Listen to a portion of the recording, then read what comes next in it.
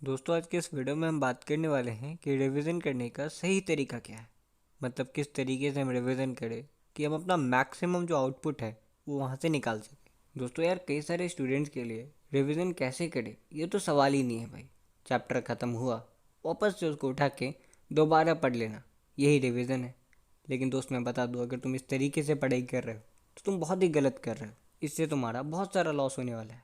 जैसे कि पहला, कि तुम्हारा बहुत ज़्यादा टाइम चला जाएगा और जहाँ पे तुम 4 बार ही सही तरीके से रिवाइज कर सकते थे, तुम गलत तरीके से सिर्फ एक बार रिवाइज कर पा रहे हो। और तुम्हें भी पता है कि 4 बार रिवीजन करने में और एक बार रिवीजन करने में क्या फ़र्क आ जाता है हमारे रिजल्ट में या ओवरऑल जो हमारा नॉलेज है उसमें। तो दोस्तों कंप्लीट आज के इस वीडियो में बात करूँगा कि कौन सी वो गलतियाँ हैं जो हम रिवीजन में करते हैं जिसके कारण से हमारे 85, 86, 87 रह जाते हैं, जिसको अगर हम इम्प्रूव करें तो मे बी हमारे 95, 96, 97 हो जाए। तो किस तरीके से ये कुछ गलतियां हैं वो सुधारेंगे, सब कुछ इस वीडियो में करूँगा बात तुमसे कंप्लीट डिटेल में। और कितनी बार रिवीजन करना चाहिए, किस तरीके से करना चाहिए, कैसे कुछ करे, सब कुछ बात करते हैं। तो एंड तक बने रहो हमारे साथ। तो दोस्तों सबसे पहले मैं उस गलती के बारे में बात कर लेता हूँ जो ज़्यादातर स्टूडेंट्स कर रहे होते हैं। होता क्या है, मान लो मैं एसएसटी का एग्जांपल ले लेता हूँ कि तुम्हारी एसएसटी की किताब में 15 चैप्टर है, तो तुमने 1 से लेके 15 तक सारे चैप्टर को एक बार पढ़ लिया। अब जब रिवीजन का टाइम आया तो तुमने गलती क्या की दोस्त, कि तुम वापस से 1 से लेके 15 चैप्टर तक पढ़ लेते हो। अगर तुम सेकंड रिवीजन कर रहे हो तो वापस से फिर तुम 1 से लेके 15 चैप्टर तक पढ़ लेते हो। लेकिन दोस्त होता क्या है कि सेकंड रिवीजन के बाद भी वो जो फर्स्ट चैप्टर है वो तुम भूल चुके होगे, क्योंकि कहीं ना कहीं उस चैप्टर को आखिरी बार तुमने 20 दिन या 30 दिन पहले पढ़ा। तो दोस्त रिवीजन करने का मेरा मानना है जो बेस्ट तरीका है वो ये है कि पहले तुम 2-3 चैप्टर रिवीजन करते हो। मान लो मैंने 15 चैप्टर पहले पढ़ के ख़त्म कर दिया, अब जब रिवीजन की बारी आई तो मैं पहला 5 चैप्टर करूँगा, उसके बाद छठा पे जाने की जगह मैं फिर से वो पहला 5 करूँगा। देन आफ्टर मैं 6 से जाऊँगा, 6 से 10 करूँगा। देन आफ्टर मैं अगेन 6 से 10 करूँगा। मतलब कि 1 से 15 लगातार नहीं जाना है, बीच में रुक के हमें एक बार ये देख लेना है कि यार अभी अभी हमने जो रिवाइज़ किया कहीं हम उसे भूल तो नहीं गए। और दोस्त तुम कहीं भी किसी से भी ये पूछ लो कि किसी भी चीज़ को याद करने का बेस्ट तरीका क्या है, तो दोस्त वो बेस्ट तरीका ये नहीं है कि आज मैं किसी चीज़ को पढूँ, 3 महीना बाद पढूँ, 6 महीना बाद पढूँ, नहीं। जितनी जल्दी से जल्दी हम उस चीज़ को दोबारा पढ़ेंगे उतना ज़्यादा वो हमारे दिमाग में रहेगा। और दोस्तों इस तरीके से हमें रिवाइज करना है। नाउ दोस्तों सेकंड पॉइंट ये है कि हर एक चैप्टर को बराबर बारी रिवाइज नहीं करना। जो चैप्टर तुम्हारे लिए डिफ़िकल्ट है उसे ज़्यादा बार पढ़ो, जो चैप्टर तुम्हारे लिए ईजी है उसे कम बार पढ़ो। होता क्या है कि जब रिवीजन प्रोसेस चल रहा है तो हम पूरा का पूरा किताब उठाते हैं, भाई लो एक बार रिवाइज कर दिया, 2 बार कर दिया, 3 बार कर दिया। और यूजुअली हम ये बोलते हैं कि भाई मैंने एसएसटी को 3 बार रिवाइज कर दिया, लेकिन ये नहीं करना है। तुम्हें एक पर्टिकुलर चैप्टर, मुझे यकीन है कि चाहे तुम कितने भी पढ़ने में तेज़ हो, कोई ना कोई एक ऐसा चैप्टर ज़रूर होता है कि जो हमें थोड़ा डिफ़िकल्ट लगता है, थोड़ा सा हो सकता है कॉन्सेप्ट लगाने वाला चीज़ है या कहीं ना कहीं दिमाग में नहीं आ रहा है, तो उस चैप्टर को 5 बार करो। कोई ऐसा चैप्टर हो सकता है जो तुम्हें बहुत ईजी लगता है यार, तो उसे तुम 2 ही बार ही करो। तो इस तरीके से तुम्हें मिला के चलना है।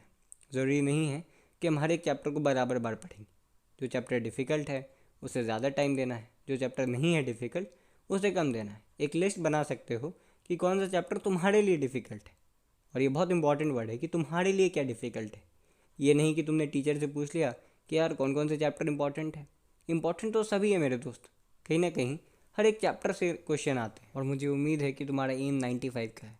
तो जब हमारा एम 95 का है तो हम ये नहीं सोच सकते कि यार कौन सा चैप्टर ज़्यादा इंपॉर्टेंट है, कौन सा कम इंपॉर्टेंट है। कवर सब कुछ करना है। अगर तुम्हारा एम हाँ 70 का है, 80 का है, तो ज़रूर तुम लेके चल सकते हो कि मैं इंपॉर्टेंट चैप्टर्स को कर लूँ, शायद छूट भी जाए दूसरे चैप्टर्स तो कोई बात नहीं। लेकिन एम अगर 95 का है तो सब कुछ प्रॉपरली प्रिपेयर करना पड़ेगा, हर एक सब्जेक्ट में अच्छा करना पड़ेगा। नाउ दोस्तों नेक्स्ट मैं कहूँगा कि कभी कभी चेक करते रहो कि तुमने रिविज़न प्रोसेस तुम्हारा चल कैसा रहा है।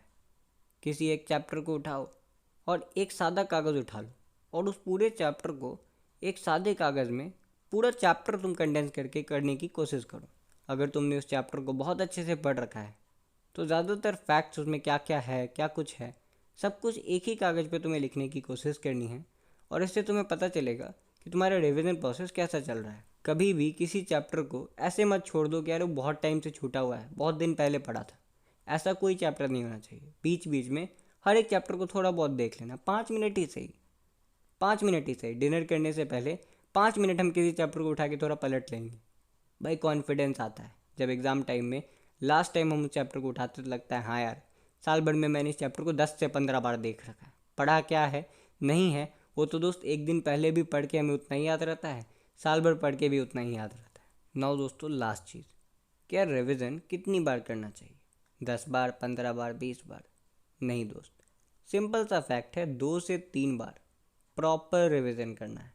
Proper in the sense, proper मतलब मैं कहूँगा यार कि भाई रिवीजन ऐसा हो कि तुम्हें खुद को लगे हाँ मैंने सही तरीके से रिवाइज किया है। तुम्हें अगर खुद को लग रहा है कि हाँ मेरा रिवीजन सही हो गया है तो एक प्रॉपर रिवीजन, तो ऐसा रिवीजन 2-3 बार करना है। एंड ऑब्वियसली वो सारी चीज़ें तो इंपॉर्टेंट है ही कि अगर हम क्लास 10th में हैं या 12th में हैं तो प्रीवियस ईयर क्वेश्चंस लगा लेने हैं, सैम्पल पेपर्स देख लेना है, एनसीईआरटी एग्जाम्पलर देख लेना है, टॉपर्स के इंटरव्यूज सुन लेने हैं, पेपर प्रेजेंटेशन कैसे करना है, ये सब चीज़ों पे भी ध्यान रखना है। और आगे मैं इन टॉपिक से regarding exam time related videos भी बना रहा हूँ लगातार। हमने एक सीरीज़ बना रखा है, प्लेलिस्ट सेक्शन में तुम जाके चेक कर सकते हो, और कम्प्लीटली उस पर हम काम करते आ रहे हैं। तो अगर तुम एग्ज़ाम टाइम रिलेटेड वीडियो चाहते हो तो चैनल को सब्सक्राइब करके बेल बटन को ज़रूर ऑन कर लेना। चलिए दोस्तों, मिलते हैं हम आपसे अगले वीडियो में, तब तक ले जय हिंद, वंदे मातरम।